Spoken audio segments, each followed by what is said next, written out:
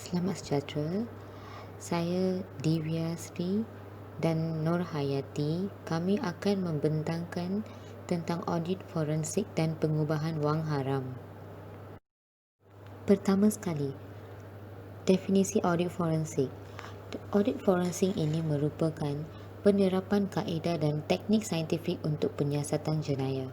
Ia merupakan prosedur khusus dalam pemeriksaan dan penilaian maklumat terhadap rekod kewangan syarikat atau pihak berkaitan untuk diguna pakai bagi mengenal pasti serta mengumpul bukti yang disembunyikan oleh si pelaku.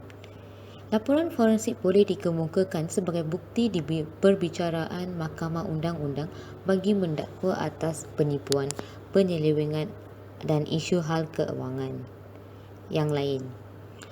Mengikut ISA 240, satu perbuatan yang disengajakan oleh satu atau lebih individu di dalam pengurusan yang dituduh dengan tadbir urus, pekerja atau pihak ketiga yang melibatkan penggunaan penipuan untuk mendapatkan kelebihan yang tidak adil atau tidak sah. Maksudnya, perbuatan ini akan disemak oleh auditor forensik. So, apa langkah-langkah penyiasatan? Pertama sekali, perlu ketahui jika ada penipuan. Fokus pada white collar crime. Kedua, mengenal pasti skop kumpulan atau individu yang terlibat. Ketiga, perlu mengukur perbezaan sama ada perubahan jumlah amount atau nilai penipuan yang dilakukan. Segala laporan tentang penipuan dikemukakan kepada klien ataupun kepada pihak perlu diketahui. Seterusnya, kita lihat pula kepada faktor-faktor penipuan. Terdapat 3 perkara, iaitu pertama adalah tekanan.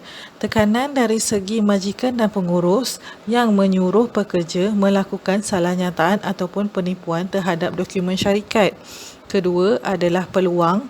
Peluang yang disebabkan oleh kawalan dalaman syarikat yang lemah menyebabkan pekerja berpotensi mengambil peluang dengan melakukan penipuan tanpa diketahui oleh pengurus. Ketiga, rasionalisasi di mana majikan terlampau percaya kepada pekerja tanpa melihat aspek-aspek keselamatan yang menyebabkan pekerja melakukan pekerjaan yang melebihi daripada tugas sebenar.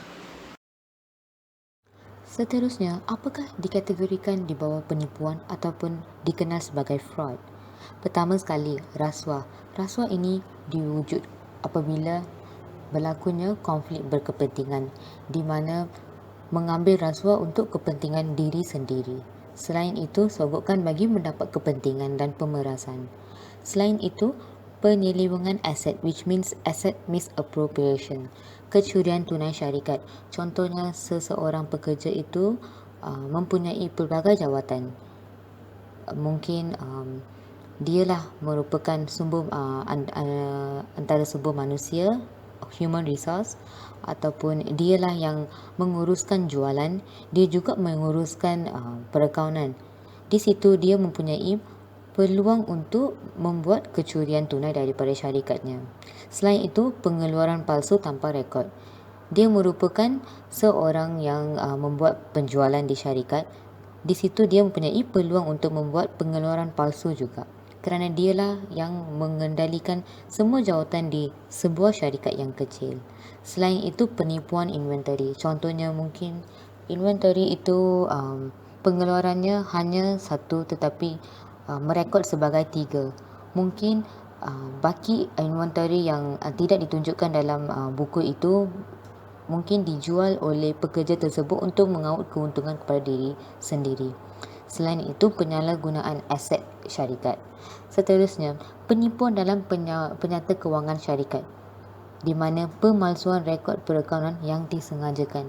Seterusnya, ketidakseimbangan transaksi dan baki pelarasan, dan penyelewengan dan tidak mengikut spesifikasi.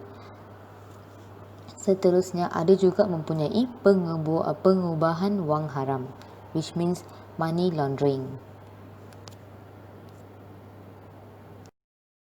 Okey, apakah tugas auditor forensik? Kita ada belajar mengenai fraud, masalah fraud, tapi kita memerlukan seorang auditor yang berkenaan forensik untuk menyelesaikan semua masalah itu. So, inilah tugas auditor forensik kita. Pertama sekali, memberikan pendapat hukum dalam pengadilan, which is litigation. Selain itu, mereka akan membantu kes dalam menyimpulkan penyelesaian alternatif dalam pertikaian isu pengiraan ganti rugi dan usaha bagi mengira kesan penamatan ataupun pelanggaran kontrak, di mana bukan litigasi. Seterusnya, apakah itu perkhidmatan litigasi? Iaitu wakil saksi dalam semakan penipuan dan perkhidmatan perakanan forensik yang ditawarkan untuk menyelesaikan isu penilaian. Oleh itu, pasukan audit mesti menjalani latihan mengenai kepentingan prosedur perakanan forensik dalam tugasan audit dan kepakaran forensik untuk membantu menyelesaikan masalah. Seterusnya, perkhidmatan penyelidikan termasuk menyiasat penipuan langsung atau juru audit menyiasat penipuan di mana mereka menguasai, mengetahui perakaunan bagi mengesan, mencegah dan mengawal penipuan serta salah tafsir. Seterusnya, audit forensik terbahagi kepada dua, iaitu perkhidmatan penyelidikan investigate services. Selain itu, perkhidmatan litigasi, which means litigation services. Di sini saya ingin menerangkan tentang tata cara audit forensik. Pertama, penerimaan tugasan penyiasatan, which is acceptance the investigation. Auditor forensik perlu mempunyai kepakaran yang diperlukan supaya bersesuaian dengan pengalaman penerimaan tugasan terdahulu dalam memudahkan menjalankan teknik penyiasatan. Seterusnya, membuat perancangan dan penyiasatan, which is planning the investigation. Objektif penyelidikan termasuk jenis penipuan yang dikenal pasti, tempoh dikenal pasti, individu yang terlibat dan jumlah kehilangan sesuatu wang atau pengumpulan bukti dan memberi nasihat kepada syarikat daripada kes tidak berulang lagi. Seterusnya, pengumpulan bukti. Auditor forensik akan menguji, mengenal pasti tata cara kawalan dalaman sesebuah organisasi dengan menggunakan prosedur analisis sistem CAAT untuk urusan dokumentasi dan juga akan membuat perbincangan dan menemuan pekerja dan pengurusan syarikat dengan menjalankan teknik substantif seperti semakan penyesuaian kira-kira tunai dan semakan inventory. Kira-kira tunai, semakan penyesuaian dan semakan inventory akan berlaku jika sesebuah transaksi tidak mempunyai dokumen yang relevan. Oleh itu, auditor perlu memeriksa semula dari manakah amount tersebut diwujud. Seterusnya, laporan, reporting, penemuan dan pemerhatian serta ringkasan bukti penerimaan dengan jumlah salah nyataan. Mereka perlu menerangkan perjalanan penipuan yang telah dilaksanakan untuk mengesyorkan peningkatan tentang kawalan dalam syarikat. Seterusnya akan proceeding kepada mahkamah. Laporan dipersembahkan oleh kumpulan penyiasatan. Kumpulan ini hanya memaklumkan bukti tetapi bukan keterangan penipuan. Terdapat 4 fungsi audit forensik. Pertama adalah teknik audit yang digunakan bagi mengenal pasti dan mengumpul bukti seperti tempoh ataupun cara yang dilakukan bagi tujuan penyelewengan. Kedua, pemeriksaan dan membuat penilaian pada rekod kewangan sesebuah syarikat. Ketiga, mendakwa si pelaku kesalahan dalam isu pengubahan wang haram dan jenayah kewangan yang dilakukan oleh si pelaku. Keempat, bukti yang diterima selepas audit forensik dijalankan boleh digunakan untuk prosiding undang-undang di mahkamah. Di sini saya ingin menerangkan tentang perbezaan tentang statutory audit dan forensic audit. Pertama sekali, objektif statutory audit ialah untuk menerangkan pendapat kepada true and fair view dalam penyelesaian. Manakala forensic audit ialah mengenal pasti sama ada penipuan benar-benar berlaku ataupun tidak. Bagi tata cara pula untuk statutory audit, prosedur substantif dan pematuhan yang berdasarkan sampel. Manakala untuk forensic audit, penyiasatan substantif atau pemeriksaan dalaman. Bagi tempoh statutory audit pula mempunyai dalam tempoh perakaunan syarikat, tetapi audit forensic audit tiada limitasi sehinggalah sesuatu kes berakhir. Seterusnya, pengesahan aset dan liability. Perbezaan antara statutory audit forensik untuk pengesahan aset dan liability ialah bergantung kepada bukti pengurusan dan pengurusan syarikat. Tetapi forensik audit pengesahan bebas terhadap yang terlibat dan pemilihan. Bukti laporan kewangan pula untuk statutory audit digunakan untuk menjamin ketepatan aritmetik dan pematuhan prosedur. Manakala untuk forensik audit, keteraturan dan kesesuaian urus niaga dan kontrak ini akan diperiksa. Seterusnya, penemuan tak dijangka. Penemuan tak dijangka untuk statutory audit ialah pendapat negatif atau pendapat berkelayakan atau tidak berpendapat. Tetapi di forensik audit, penentuan oleh undang-undang tentang penipuan dan pendedahan dari orang yang menipu.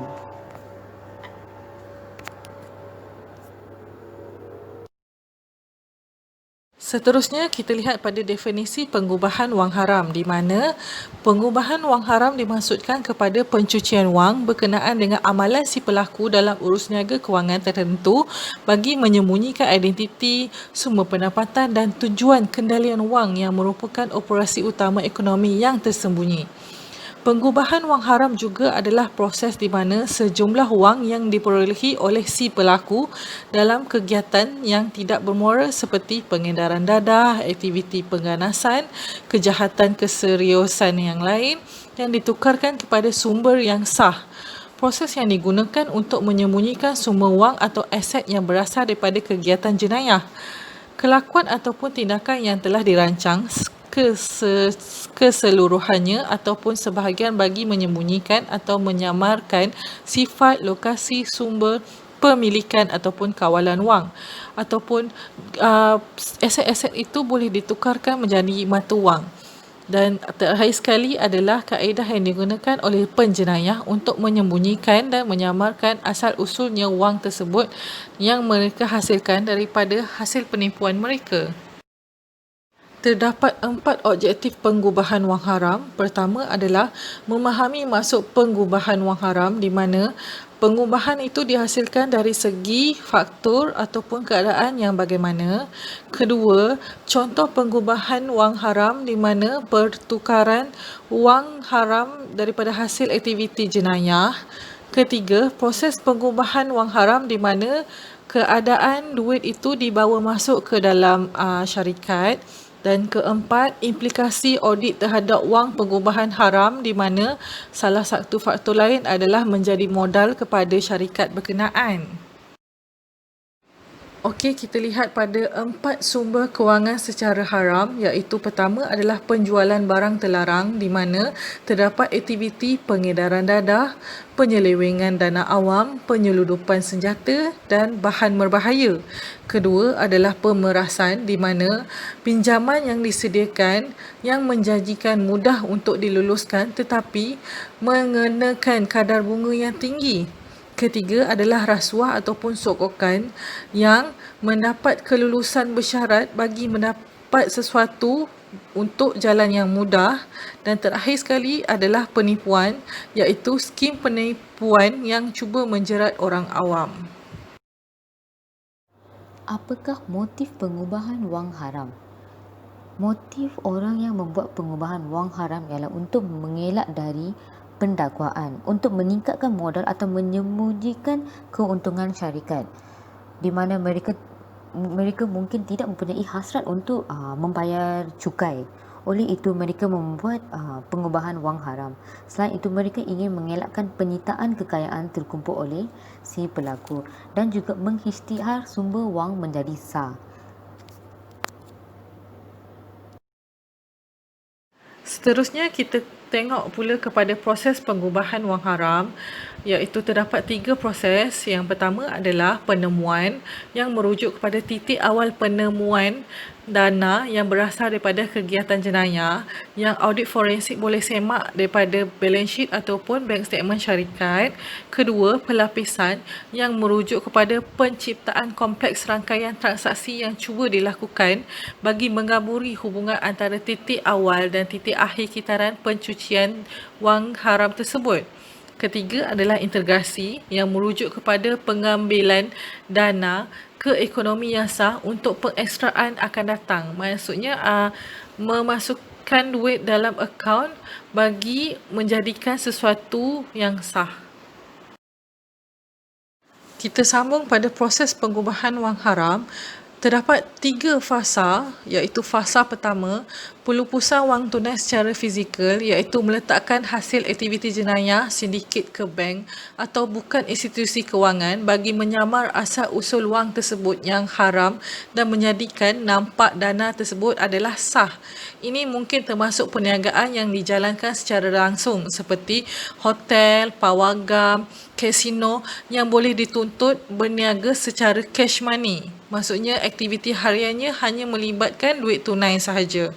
Faktor kedua adalah pergerakan dana dari institusi ke institusi untuk menyembunyikan asal-usul pemilikan yang telah memasuki sistem kewangan melalui sistem operasi kewangan bagi mengelirukan penyiasat dan mengelirukan pemberi dana tersebut. Dalam transaksi ini, melibatkan institusi kewangan yang menyediakan perlindungan perbankan yang sah yang bukan daripada bank tempatan. Ketiga, tahap terakhir adalah menggabungkan semua aset jenayah ke dalam arus perniagaan dan menjadikan sebagai modal syarikat yang menampakkan wang tersebut adalah sah dan transaksi tersebut adalah benar. Dana tersebut mungkin dimasukkan semula ke aliran tunai melalui pembelian barang mewah, item ataupun barang-barang pelaburan aset seperti syarikat, seperti hartanah ataupun milik-milik pemilik syarikat terbabit. Akhir sekali, kita merujuk kepada berita harian online, tindakan kerajaan tentang meningkatkan tindakan pencegahan termasuk mengambil tindakan penguatkuasaan yang sesuai terhadap perniagaan dan profesion bukan kewangan yang ditentukan di bawah Akta Pencegahan Pengubahan Wang Haram, iaitu Pencegahan Pembiayaan Keganasan dan Hasil Aktiviti Haram 2001, sekiranya berlaku sebarang ketidakpatuhan di mana pihak kerajaan mula mengambil langkah untuk mengesan jika terdapat sumber-sumber sahih yang institusi itu membantu dan membawa masuk wang-wang yang tidak dikenali